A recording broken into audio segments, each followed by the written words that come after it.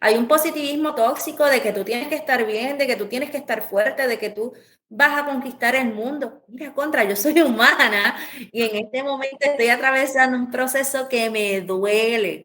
Sí, me voy a levantar, sí, yo sé que yo soy fuerte, pero en este momento reconozco mi vulnerabilidad.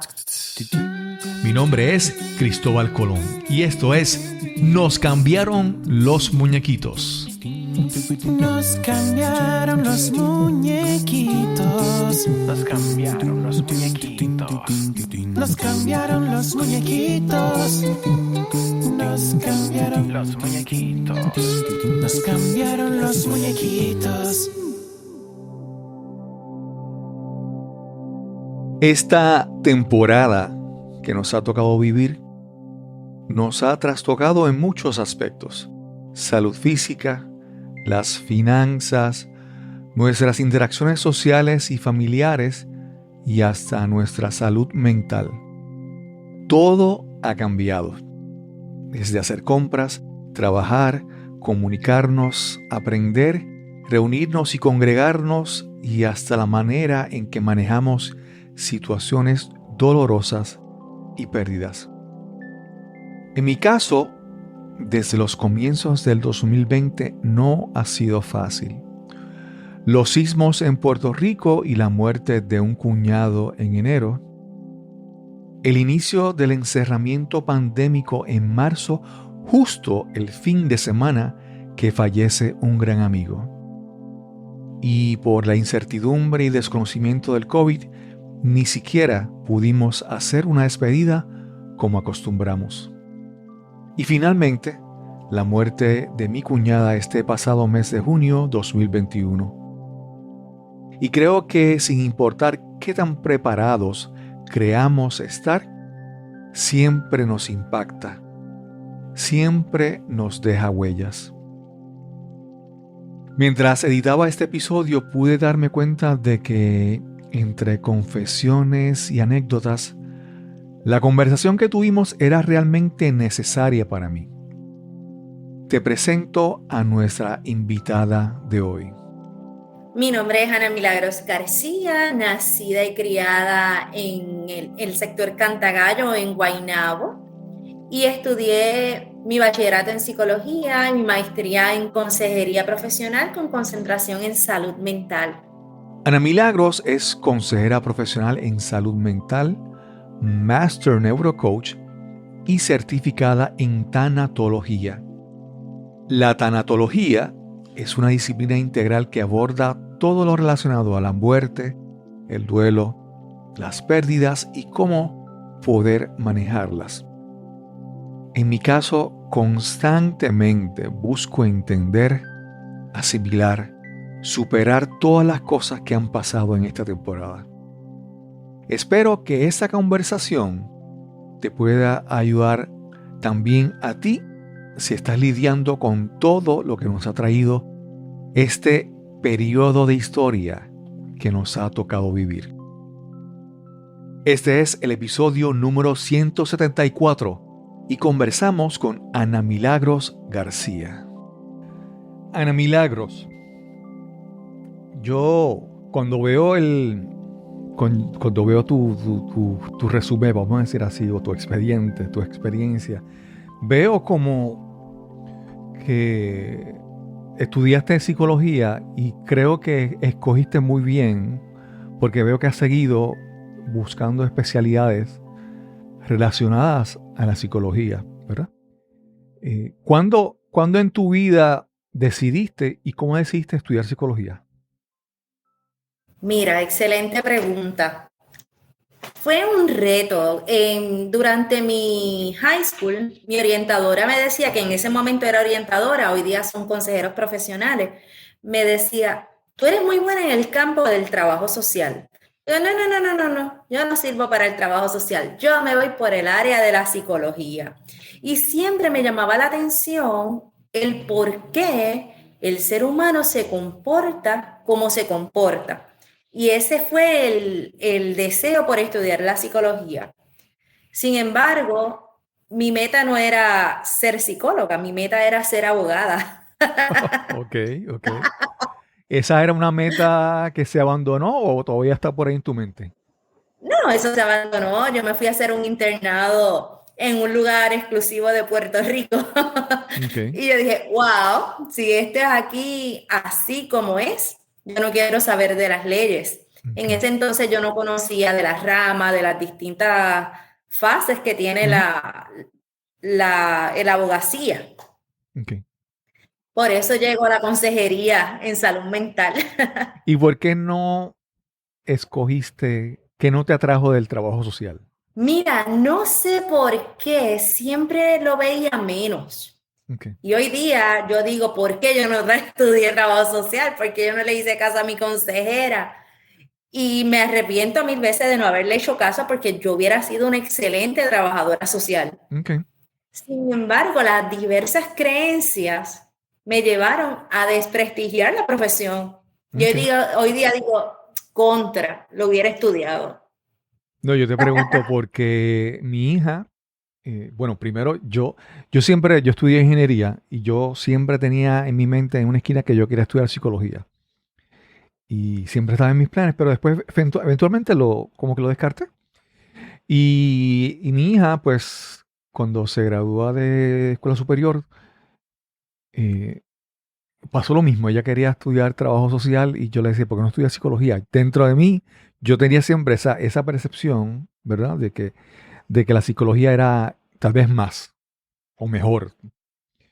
Y no, ella escogió el trabajo social, ya está trabajando como trabajadora social y ya terminó su maestría ahora este verano en trabajo social. Y nuevamente, te pregunto porque para mí el trabajo social ha sido un aprendizaje entender qué es el trabajo social y distinguirlo, ver la diferencia entre el campo de la psicología y ver la necesidad de eso. Y por eso entonces cuando tú me haces mencionas que tenías esa indecisión entre ambas cosas, pues por eso lo hacemos. Pero cuando estudiaste y terminaste de estudiar, en algún momento mencionaste que tuviste un internado en un internship en alguna compañía. ¿Cómo fue empezaste luego a trabajar en psicología, en algo relacionado, o cómo fue esa transición de estudiar a empezar a trabajar con lo que habías aplicado, lo habías estudiado? Mira, luego de yo haber terminado mi bachillerato, yo arranco para otro internado en Arizona State University Ok, para trabajar en un laboratorio de la conducta. ok. Regreso a Puerto Rico, no comienzo a ejercer la profesión porque con un bachillerato en psicología no lo puedes Ujú. ejercer. Sin embargo, al mes y algo de yo haber llegado a Puerto Rico, mi mamá fallece. Yo con un simple bachillerato en psicología no sabía qué hacer. Se me presenta la oportunidad de comenzar a trabajar un octubre 31 en un preescolar. Ok. Y ahí dije, ¿qué es esto? Dije, bueno, agradezco porque no puedo ejercer la psicología con un bachillerato. En este momento necesito generar ingresos y necesito un trabajo en este momento. Estuve ahí hasta mayo del siguiente año y ahí entonces comienzo como asesora académica en una universidad. Ok. No me dirigí directamente por la psicología, sin embargo, iba bien dirigida hacia el comportamiento y el desarrollo de los estudiantes universitarios. Y ahí estuve por 12 años. Wow. Sí, y en el transcurso fue donde yo decidí comenzar, me fui por la consejería psicológica en un momento, pero estaba en mi proceso de duelo, yo no veía esa empatía, no veía ese proceso de adaptación algo cómodo. Así que al año decido irme a University of Phoenix, donde me voy por el campo de la consejería en salud mental, lo culminé, seguí trabajando donde estaba y luego de mis 12 años tomo la decisión de ejercer mi profesión como consejera. El campo de la consejería profesional es un campo sumamente amplio y ahí es donde yo comienzo, aunque tengo mi concentración en salud mental, decido dejar el lugar donde estaba trabajando y comenzar como consejera profesional en un escenario escolar. Y ahí es donde me encuentro ahora. Así que poquito a poquito he ido como que escalando y buscando de alguna forma trabajar con ese campo del comportamiento y la salud mental. Ana Milagros, mencionaste en un momento que el duelo, ¿verdad? Lo mencionaste, pero no sé exactamente, te referías al duelo con relación a la muerte de tu mamá. ¿Y cuánto tiempo tú entiendes? Que no sé, no pude entender exactamente cuánto tiempo había transcurrido entre la muerte de tu mamá y lo que estabas contando. Pero el duelo de tu mamá, ¿cuánto fue? ¿Fue un proceso largo? ¿Fue un proceso corto? Háblanos un poco más sobre eso, por favor. Cristóbal, te voy a ser bien honesta. Hablar de la muerte de mi mamá me tomó 12 años. Wow. 12 años. Yo me enfoqué yo tengo que empezar a trabajar, yo tengo que seguir hacia adelante, yo no me puedo estancar en el dolor. Y seguí como que en lugar de estancarme en el dolor, no te quiero decir que no lloraba, que no gritaba, que no pataleaba en medio de mis diversos procesos. Sin embargo, no me estanqué en el dolor. Yo me aferré tanto a esa parte profesional que seguí creciendo, seguí buscando todo mi dolor, cómo manejarlo a través de lo profesional. Ahí realicé mi certificación en programación neurolingüística, empecé en la búsqueda de mi propósito. Ahí nace también mi programa Transformando tu pérdida en oportunidad, mi lema Eleva tu ancla. Y así sucesivamente, te puedo decir que fueron 12 años donde lloraba, donde gritaba, donde pataleaba, pero nunca me estanqué en el dolor. Seguí siempre hacia adelante. También hiciste una especialidad o una certificación en tanatología. Háblanos un poco exactamente sobre qué implica este término que posiblemente no es conocido para tanta gente. Mira, en ese interín surge la oportunidad de hacer una certificación con ISTEPA en tanatología, que es, el tanatólogo es quien acompaña a esta persona que está pasando por un proceso de duelo. Y el proceso de duelo se da cuando hay un rompimiento, hay un desprendimiento, hay un vínculo con eso que he perdido, ya sea trabajo, sea economía, sea estabilidad emocional, la pérdida de un ser querido. Obviamente la parte más fuerte es esa pérdida de un ser querido. Y yo digo, eso me gusta, eso como que resuena conmigo. Ahí yo puedo ayudar. Lo hice en Puerto Rico, luego surge otra oportunidad de integrarme como miembro de Tanatólogos de Puerto Rico, me integro con ellos, surge otra certificación con el Instituto Latinoamericano de Tanatología para hacer una certificación en tanatología y psiconcología. Y el tanatólogo se especializa en ese acompañamiento, acompañar a las personas en su proceso de dolor ante la pérdida de algo significativo. Y ahora comencé ayer las 15 tareas del duelo con otra compañía en Colombia. Ok. Cuando hablas de tanatología, ¿verdad? Uh-huh. Y de psicooncología, ¿cómo te hago esta pregunta? Bueno. En arroz y habichuela. Sí. Lo que pasa es que vamos a entrar ya más adelante, vamos a entrar en el tema y las diferentes vertientes que tiene, ¿verdad? La historia detrás de esta conversación.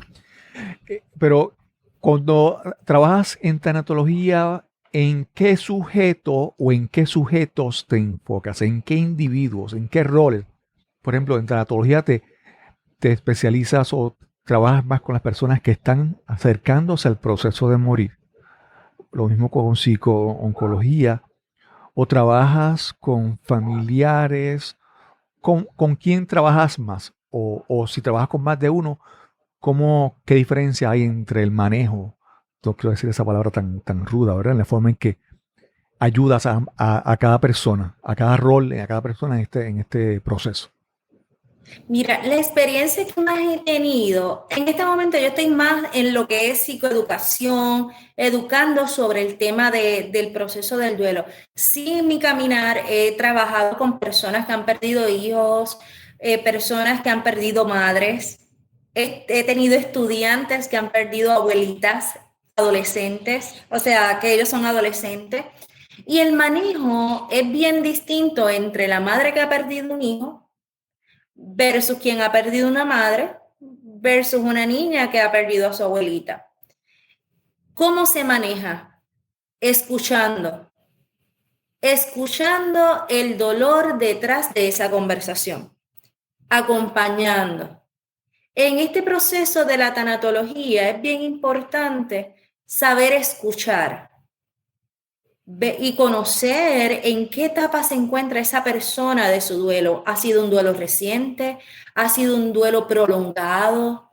¿Ha sido un duelo que no se ha verbalizado, que está ahí estancado?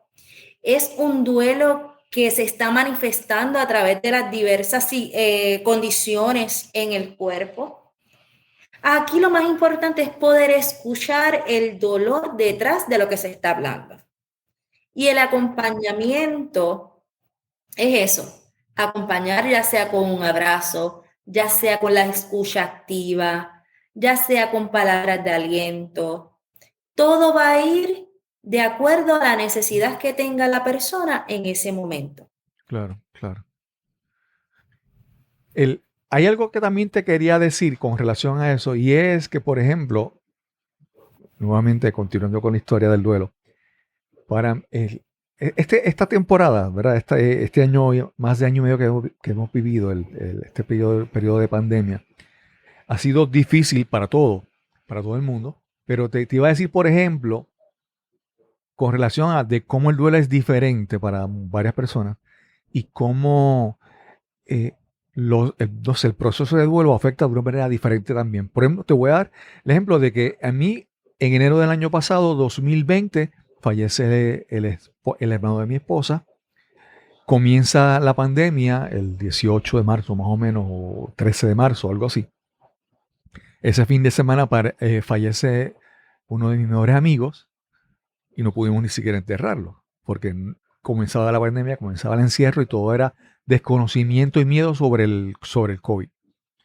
Y luego todo ese proceso, ahora en junio, la hermana de mi esposa, que estaba en tratamiento de cáncer, fallece. Entonces, lo que quiero explicarte y lo que quiero era presentar esto para empezar a hablar sobre eso, es que obviamente en todo el proceso, digamos, de mi esposa, yo he sido la persona tal vez la menos afectada, que por lo tanto soy el que puedo hacer los trámites de funeraria, trámites de dar noticias, de hablar con alguien y notificar lo que había pasado, ¿no? Y obviamente el duelo de mi esposa, que muere su hermana, es un duelo diferente al que yo puedo sentir. Porque, por ejemplo, yo puedo sentir la pérdida de esta persona, pero también siento el dolor de mi esposa y el dolor de su familia. Entonces, de acuerdo a donde tú estés en este rompecabezas, vamos a decir así, se siente un duelo diferente, pero no quiere decir que tal vez la persona más cercana es la que siente duelo. Háblanos un poco sobre los diferentes tipos de duelo, no sé si decirlo de esa manera, ¿verdad? Pero ¿cómo se siente el duelo para diferentes personas? Sí, qué bueno que traes eso. Aquí la clave, ahí lo que viene afectando y el proceso del duelo, la clave es el vínculo, esa relación con lo que consideramos perdido. Existen diferentes tipos de duelo. Está ahora mismo lo que se considera el duelo normal. Ese es el duelo que tú vas procesando, pasa cierto tiempo, reconoces esa pérdida, tuviste coraje, tuviste quizás primero ese proceso de shock, tuviste la fase de negociación, fases de coraje, fases de ira, quizás hasta de una misma depresión, Y estas son distintas etapas que diversas personas lo pueden enfrentar. Y esta persona que vive su proceso de duelo normal, ok, ya sé que sufrí, me dolió esto, pero la vida continúa. Y se compromete con seguir su vida con su rutina del día a día. Hay duelos que son complicados. Esos duelos que se convierten en complicados, por ejemplo, toda esta historia que acabas de traerme, de diversas pérdidas, si es una persona que no lo sabe manejar, se puede convertir en un duelo complicado cuando no lo hablo, cuando no lo expreso, cuando me aíslo. ¿Qué significa? Que hay personas que te pueden hablar de su pérdida, de lo que sienten, del dolor tan profundo que pueden sentir, del vacío. Pueden expresar sus emociones con facilidad y manejarlas. Hay otras personas que no. Hay otras personas que simplemente se aíslan, se cohíben de hablar del proceso y existen muchos mitos que lo abacoran. De ese tema no se habla. Otros mitos que se hablan es el tiempo lo cura todo. Y son mitos que se convierten en creencias limitantes y nos llevan a nosotros a no procesar los duelos de una forma saludable. Hay personas que se estancan, esto no pasó y siguen con su vida normal y esas son las mismas personas que tú los ves 10, 20, 30 años después con dolores físicos, con la mente ida y cuando vienes a ver son duelos que no han sido resueltos. Esos son dos tipos de duelos que te presento en este momento de forma inmediata porque lo vamos viendo. Hay personas que simplemente, mira, la persona ya falleció, era su día, era su tiempo, era su momento, me duele, pero yo necesito continuar. Y hay otros que simplemente, mira, no quiero hablar de eso realmente no pasó. Y le toma un tiempo en caer en cuenta de que es un evento que es irreversible, que esa persona no va a regresar, de que esa persona simplemente ya murió. Mencionaste hace un momento el escuchar a la persona para ayudar a manejar el duelo. Pero entonces también mencionas de los casos de personas que no van a hablar o que no expresan lo que están sintiendo. Entonces, ¿cómo cambia tu rol, verdad? Entonces, de que tú preferirías, sería más fácil para ti si tú ayudaras, si tú escucharas a esta persona para poder entonces saber cómo le puedes ayudar. Pero de repente, si esa persona no habla, que tú, asumo que tú lo que debes entonces es observar utilizando otras, digamos, señales. ¿Verdad? ¿Cómo tú ayudas a alguien y que observas en esa persona que no habla mucho sobre un posible proceso de duelo, de una pérdida que tiene? Buena pregunta. En los casos de las personas que recurren a un tanatólogo es porque necesitan o realmente quieren una ayuda. La persona que busca la ayuda está en la mejor disposición de poner de su parte, de hablar y en ese juego de palabras de cómo fue que ocurrió, cómo tú te sientes, qué viene a tu mente. Son preguntas que vamos indagando. En la persona que se tranca, que no quiere hablar, hay que auscultar si realmente está buscando la ayuda o está siendo obligada a buscar la ayuda. Si ya es una persona que ha elegido buscar ayuda para manejar su proceso de duelo, pero no encuentra cómo dialogar, ¿qué es lo más importante que esa persona dejó en tu vida? ¿Cuál ha sido esa experiencia más bonita que puedes recordar?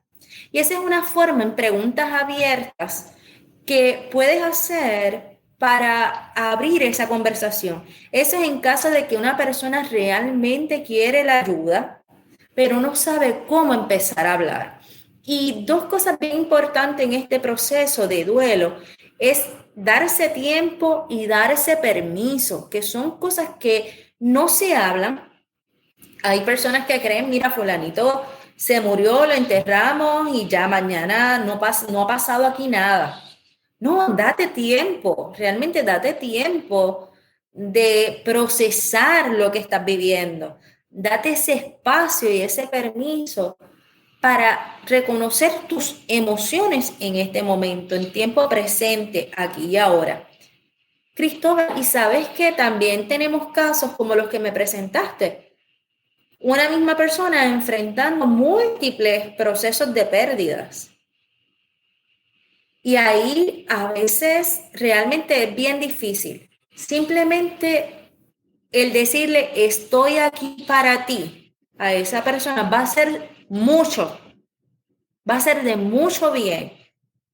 A veces esa persona está tan sobrecargada que lo que necesita quizás es ventilar, pero en este momento no lo puede procesar. Simplemente déjale saber que estás ahí para esa persona. Claro, claro. Algo que para mí ha sido, como te digo, parte del proceso. Vamos a ver cómo te lo explico. Es, por ejemplo, de que, vamos, estamos, eh, es normal, es común que mucha gente te diga, ¿sabes qué? No des excusas. Eso que tú estás haciendo es una excusa. Y el concepto de excusa se vuelve, ¿verdad? Como que algo que entonces yo he querido evitar usar excusas, vamos a decir de esa manera. Pero en algún momento de mi vida yo digo, eh, yo no quiero que lo que me ha pasado se vuelva una excusa, ¿verdad? Vamos a decir así, de las cosas que están pasando. Para tu ejemplo, si de repente estuviera 2 semanas que no quiero hacer nada, ni quiero hacer nada con mi podcast, por ejemplo, lo que me está pasando se vuelve una excusa. Entonces yo lo que he tratado de ver dentro de mí es el proceso de ver que hay excusas, pero hay explicaciones. Entonces, hay veces que una misma experiencia tú lo puedes utilizar como excusa, o no sé si me estás entendiendo, pero yo quiero muchas veces tratar de verlo como explicación. Y a la vez que me doy una explicación, a la vez que lo tomo como una explicación de lo que está pasando en mí, me estoy dando la libertad de reconocer de que las cosas que le pasan a uno tienen efectos, vamos a decir así. No sé si me entendiste bien o tengo que explicarte un poco más. Vamos por ahí, vamos a ver si te entendí. Mira, lo que pasa es que hoy día se utiliza eso de excusas, vamos a ponerlo entre comillas, de excusa. Ay, no pongas esa excusa, eso a mí no me satisface. Y también mira, hay que reconocer el evento real de lo que está pasando. Me gusta ese concepto que utilizas de explicación. Mira, mira, no quiero hacer un podcast. ¿Y por qué no quiero hacer un podcast? Llevo tiempo viviendo tal situación y eso ahora mismo me tiene compungida. No quiere decir que tu meta se va a estancar, que también tú te das permiso para darte ese tiempo que tú necesitas. Hay personas que te van a decir, ay, te excusas mucho en tus excusas. Mira, no es una excusa, es que estoy realmente enfrentando una situación que requiere de mi tiempo. ¿Y por qué sucede esto? Porque muchas veces nuestra mirada está hacia afuera. He aprendido con una gran colega y amiga que la considero como si fuera mi hermana. La mirada es siempre hacia adentro. ¿Y en dónde tú vas a ver las consecuencias? En tus resultados. Tú quieres resultados extraordinarios, tú trabajas para resultados extraordinarios, pero más allá de todo es reconocer que eres un ser humano. Tú no eres una máquina, no eres un bloque.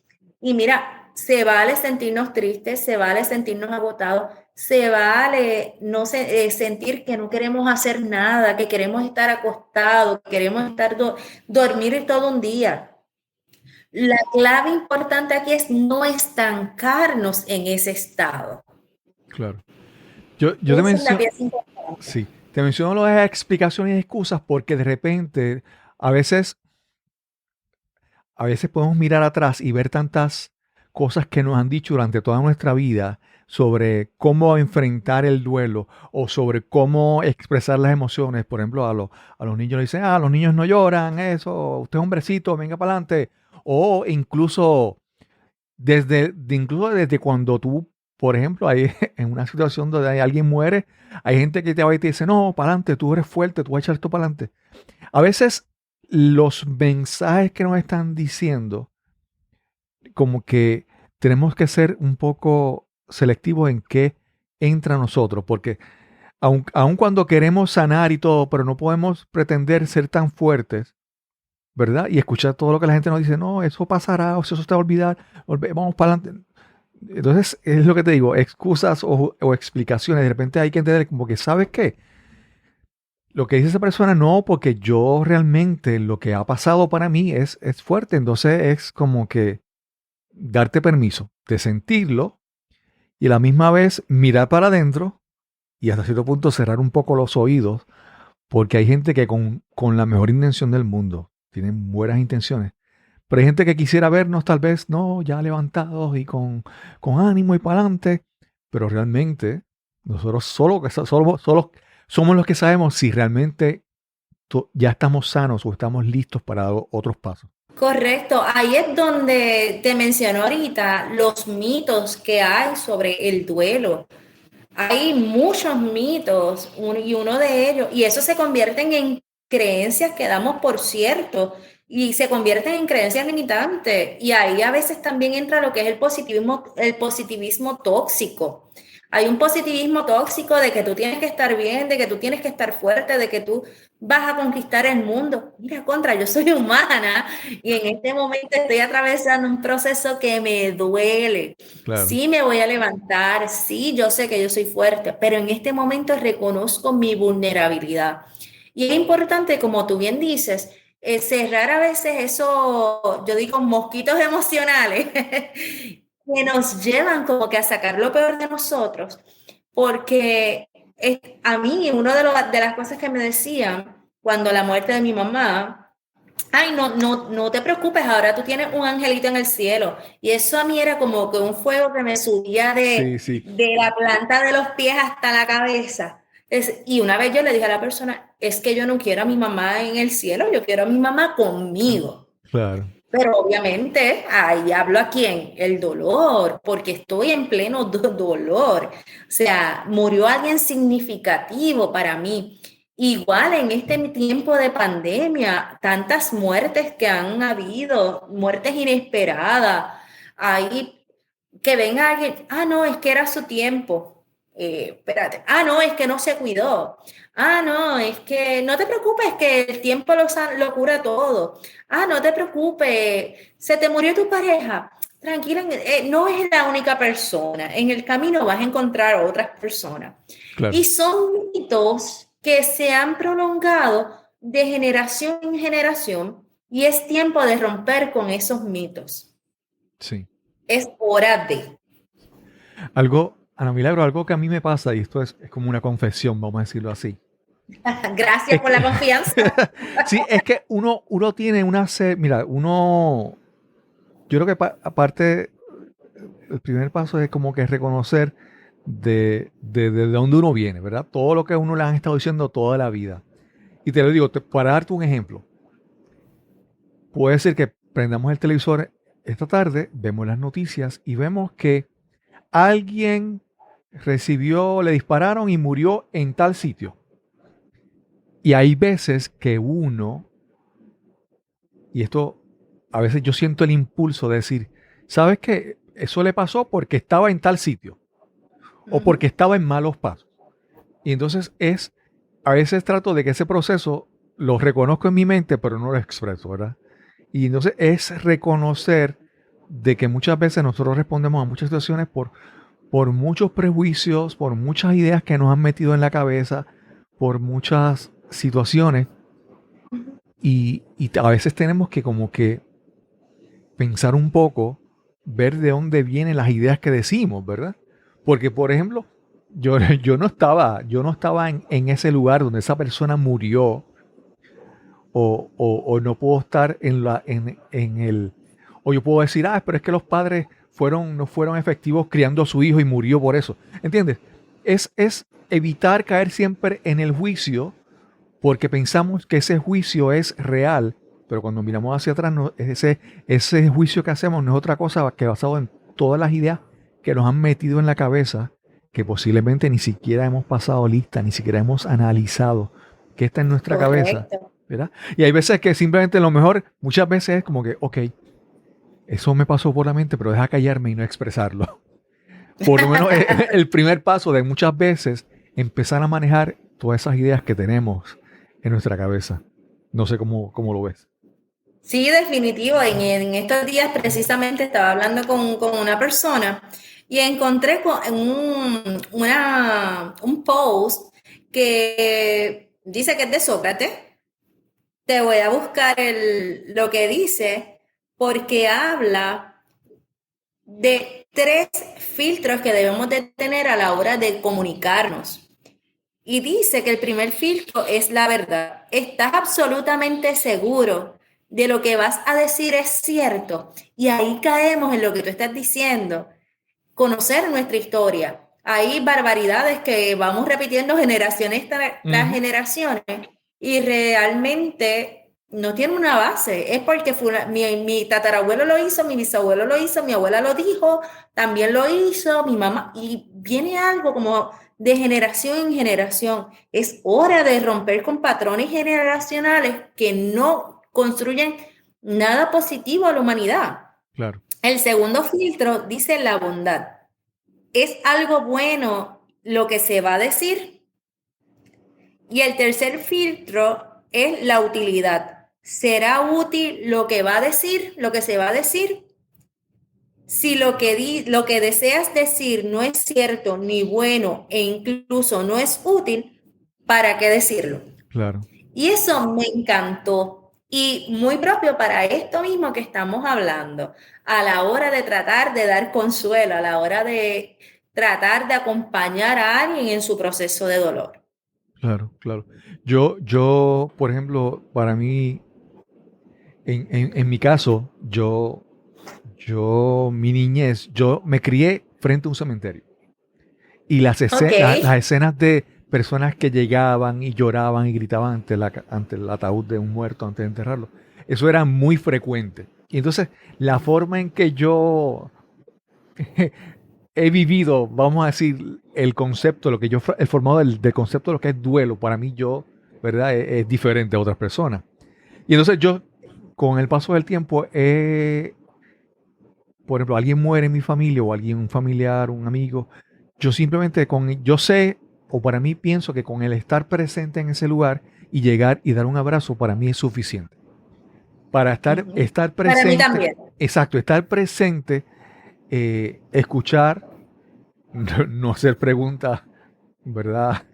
No preguntar cosas indebidas, pero simplemente el hecho de estar presente para una persona, las personas lo sienten, lo ven, lo saben. Y entonces no hay que encontrar las palabras precisas para consolar a alguien porque muchas veces no hay ni que decir nada, simplemente estar allí y la presencia y un abrazo es algo que realmente para mí dice mucho más que palabras. Definitivo. Y si quieres decir algo, déjale saber a la persona que puede contar contigo, que estás ahí para esa persona. Eso, nada más. Okay. Algo que quería preguntarte, y es que yo veo que tú has añadido una serie de herramientas a tu cajita de herramientas, y una de ellas es la programación neurolingüística. Y estamos hablando hace un momento sobre las ideas que llevamos cargando toda nuestra vida y las historias que creemos que son verdad, y eso es así porque es así, y realmente ni siquiera nos sentamos a hablar, ¿verdad? Y yo no sé si esta herramienta que tú añades, el PNL, la programación neurolingüística, es algo que te ayuda y encaja en todo esto adicional que tú tienes, ¿verdad? En la parte de empezar a cambiar ideas, a cambiar cuentos que están en nuestra mente. Pues déjame decirte que el neurocoaching, que es la combinación del coaching con la programación neurolingüística, llegó antes que la tanatología. Okay. Ahora es que yo estoy haciendo como un switch entre todo lo que tengo, entre todas esas cajitas de herramientas. Mira, sí, claro que sí.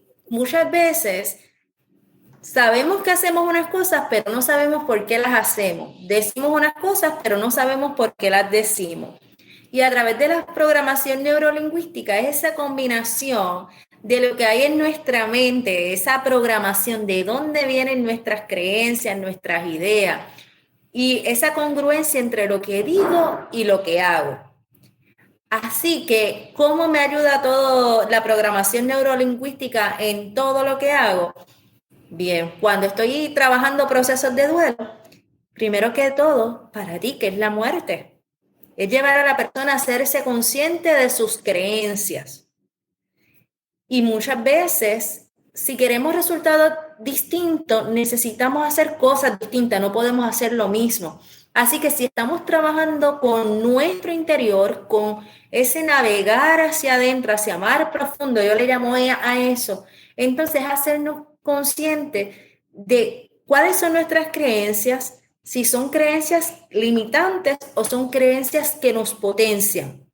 Y como yo hago eso, mira tus resultados. ¿Dónde tú estás en este momento? ¿Por qué tú estás? O más bien, puedes decir un por qué o un para qué. ¿Tú entiendes que estás ahí? ¿Qué tú puedes hacer diferente? Y eso es un confrontamiento de esas creencias. Y obviamente la programación neurolingüística se encaja en todo, en procesos para lograr éxito a nivel profesional, éxito en el cambio de creencias, para trabajar cualquier cambio que deseas en tu vida. En la programación neurolingüística se aplica a todo, a todo. Y en los casos de pérdida es reconocer qué yo conozco y qué significado yo tengo en relación a la pérdida. Eso fue aprendido, eso es una creencia que yo aprendí, cómo la hice mía y qué puedo hacer diferente. Te quiero presentar esta idea para que tú me corrijas y me expliques un poco más qué exactamente es la programación neurolingüística. Yo puedo pensar que la programación neurolingüística reconoce que lo que decimos tiene un efecto en nosotros mismos, ¿verdad? O sea, es como que es repetir un patrón, es como una instrucción que nos estamos programando. Y asimismo pienso que la programación neurolingüística puede ayudarnos a sanar un poco, a cambiar cosas en nosotros, pero también la programación neurolingüística con lo que hablamos y decimos puede ayudar a otras personas a transformar cómo piensan. Especialmente empleando con el duelo, por ejemplo. En ese caso, si la persona está abierta a la búsqueda de ayuda, sí se puede trabajar con la persona. Como tú dices, es eso esa creencia, ese pensamiento que yo tengo va a generar una emoción, va a generar va a generar un lenguaje y va a generar una conducta. Si tú piensas que la muerte es lo peor que le puede ocurrir al ser humano, ¿cómo va a ser? Esa es tu creencia, ese es tu pensamiento. ¿Cómo va a ser tu emoción? Va a ser de tristeza. Entonces, ¿qué es lo que va a salir por tu boca? Tristeza. Claro. ¿Y cómo te vas a comportar? Triste. Entonces, a través de la programación neurolingüística es generar estados potenciadores, porque en la programación neurolingüística el estado es todo. Si tú quieres realmente sentirte saludable, vas a empezar con creencias y afirmaciones de salud, generando emociones y un lenguaje dirigido hacia la salud y un comportamiento dirigido hacia la salud. Si tú quieres trabajar tu proceso de duelo, vamos a generar nuevos pensamientos, nuevos paradigmas, nuevas creencias en relación a lo que estás dando por cierto en relación a la pérdida que estás viviendo. Te lo menciono porque creo que así como mencionamos las personas que durante un duelo, las personas que se acercan y dicen cosas que hacen daño, vamos a decir así, que no son tan positivas, creo que me dice si es correcto que posiblemente el tú conocer lo que es programación neurolingüística va a ayudar a que tú seas más cuidadoso con tus palabras que tú usas cotidianamente, porque reconoces que lo que tú dices altera un poco el estado de esa persona. Y entonces el conocer un poco de programación neurolingüística te puede entonces hacer más cuidadoso con tus palabras y que tus palabras construyan a quien las escucha. No sé si estamos, ¿verdad? Realmente, cuando se estudia la programación neurolingüística, se estudia para hacer cambios hacia tu persona, Okay. porque todo comienza contigo mismo. Si tú cambias patrones, conductas, hábitos, entonces tu ejemplo, a través de lo que tú dices, a través de lo que tú haces, si creas esa congruencia, tú te conviertes en ejemplo para otras personas. Okay. Y puedes ayudar y puedes apoyar a otros. El especialista en programación neurolingüística va acompañando, porque esto de guiar no, es acompañar al coachee a lograr los cambios que desea lograr en su vida. Pero quien es responsable en ese momento es el coachee. Si es que el programador en neurolingüística está atendiendo a una persona. Aquí lo importante de la programación neurolingüística es que hace a la persona responsable de sus decisiones, iniciando con sus pensamientos, lo que dice y lo que hace. Okay. En otras palabras, responsabiliza al ser humano de sus resultados. Claro, claro. Sí, y como te digo, y que esos resultados también dependen de lo que pensamos y de lo que decimos. Esa es la base. Claro, claro. Ana Milagros, hace un momento te mencioné el ejemplo de la muerte de mi madre y la muerte de una perrita, Ajá. ¿verdad? Y algunas personas pueden decir, pero eso no es la muerte de una perrita, eso no es duelo. Y yo creo, y tú me lo confirmas, o tú me hablas sobre eso, yo pienso que hay muchas situaciones, especialmente en esta temporada que hemos vivido, la pandemia, que como nos afectan es como si fuera un duelo. Por ejemplo, una persona que de repente comienza la pandemia, se queda sin trabajo y tiene que enfrentar todo esto. Me parece que más allá de la muerte de un ser querido, hay otras pérdidas en la vida que la manera en que nosotros las manejamos es un duelo. Y primero es como, ¿verdad? Es cómo podemos ayudar a una persona a entender que algo que está viendo, que tal vez él piensa que no es tan grande como la muerte de un ser humano. O por ejemplo, o como romper una relación, ¿verdad? Terminar con su pareja. Cómo eso realmente es un duelo y hay que enfrentarlo con cierta urgencia o atención, porque realmente es importante.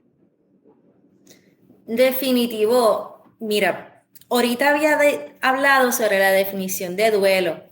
Y duelo es el rompimiento, cuando se rompe ese vínculo con algo o alguien significativo.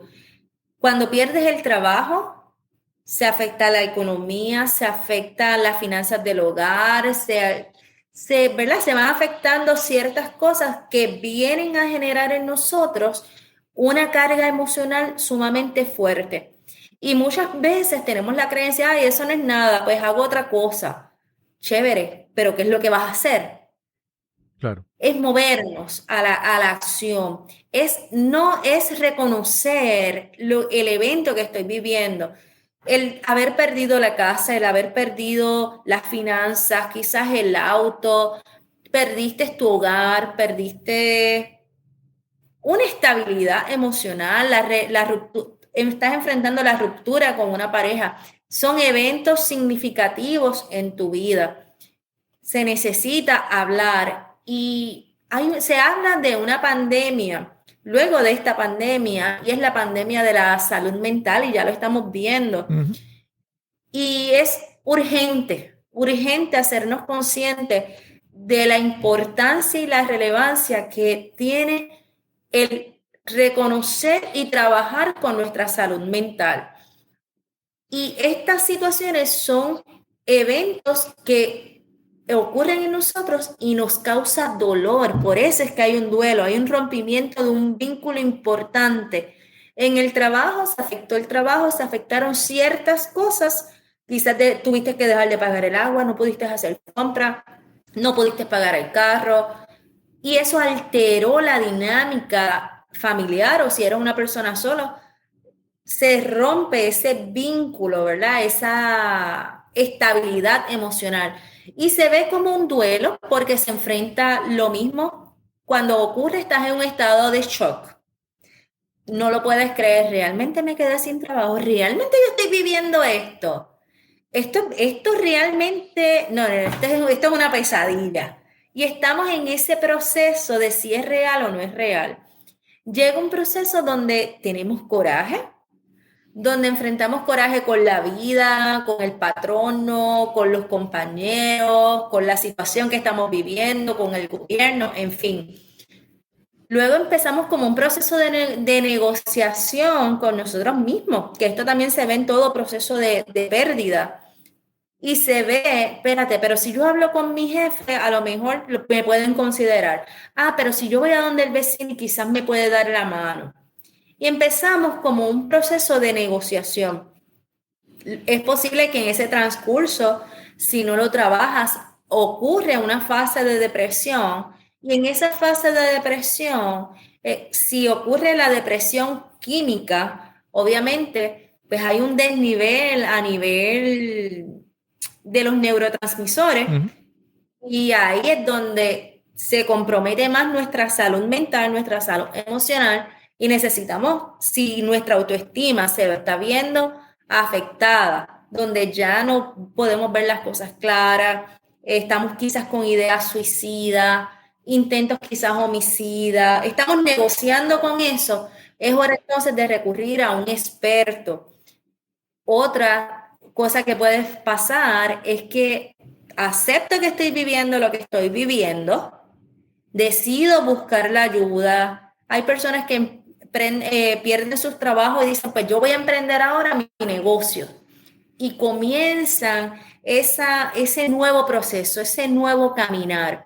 Y en ese nuevo caminar de la aceptación de este proceso que estás viviendo, comienzas también a conectar, resignificas tu dolor y comienzas, está bien, yo sé que estoy viviendo esto, sin embargo, yo necesito continuar. ¿Y qué yo voy a hacer para ese continuar? Y ahí es donde cae esa responsabilidad con nosotros mismos. Claro, claro.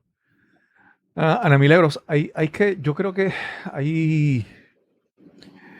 siempre hay entre mucha gente, ¿verdad? Yo creo que mucha gente piensa que los psicólogos, los consejeros, son los que están, y hay gente que lo dice así, son para los que están locos, o son para los que están mal, o hay que estar paranoico, esquizofrénico, hay que tener algo diagnosticado para buscar ayuda.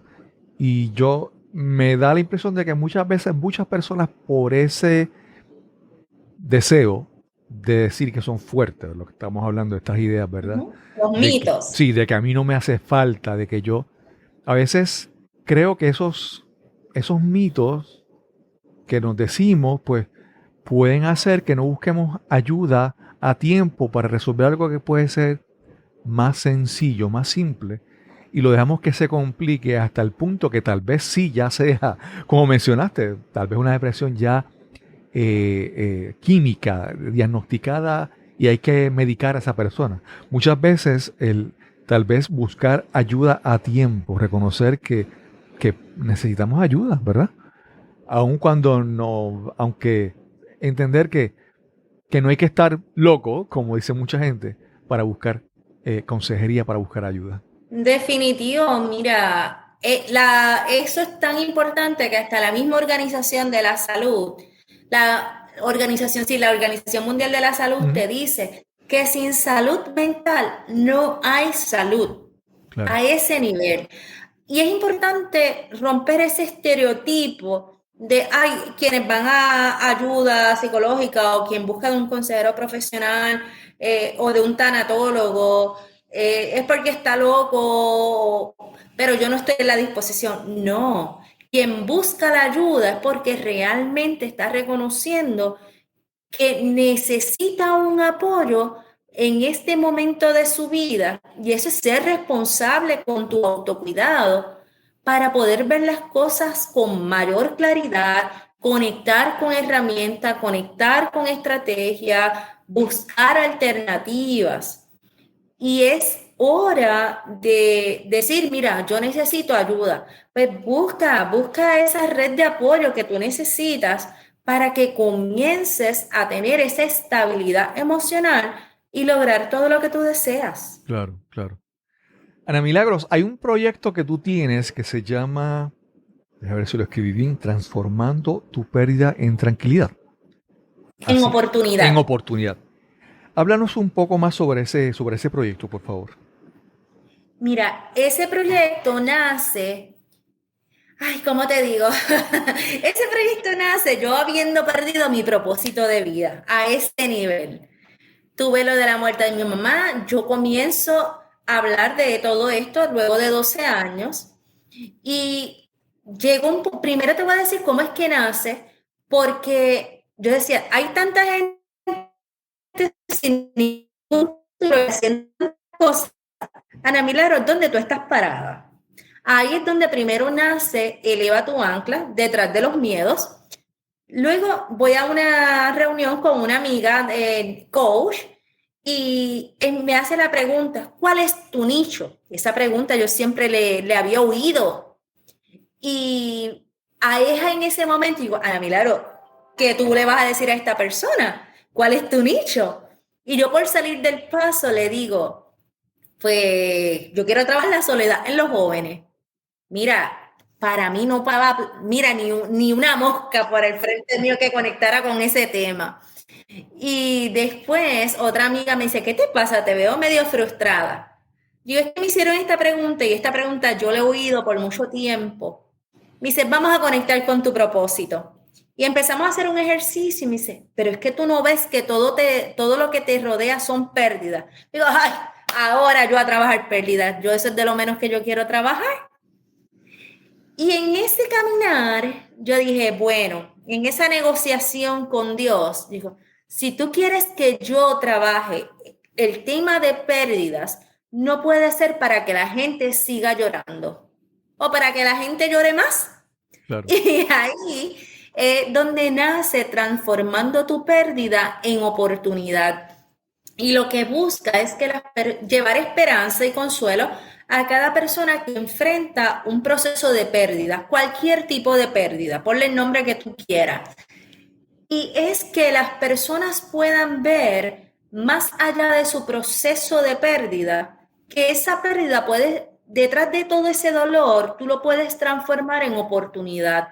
Lo hago todos los viernes, muchas veces traigo recursos que han enfrentado un proceso de pérdida o expertos en el tema.